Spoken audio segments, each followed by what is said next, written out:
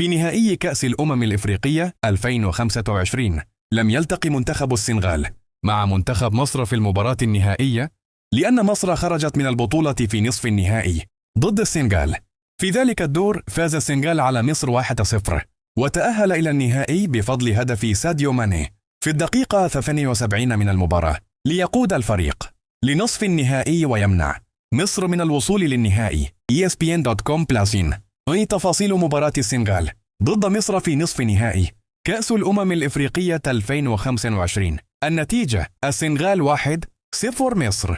الهدف الوحيد سجله ساديو ماني في الدقيقة 78 بعد تلقي كرة داخل منطقة الجزاء وسددها بقوة في الشباك. ESPN.com. أحداث المباراة: السنغال سيطرت على اللعب بشكل أكبر واستحوذت على الكرة وغالبا أتيحت لها فرص أكثر، بينما اعتمد المنتخب المصري على الدفاع والكرات المرتدة. كونفدراسيون أفريكان دو فوتبول.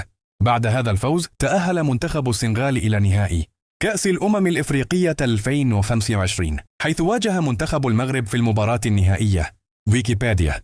إذا كنت تريد تفاصيل نهائي البطولة نفسها أو ملخص أداء مصر في البطولة أخبرني.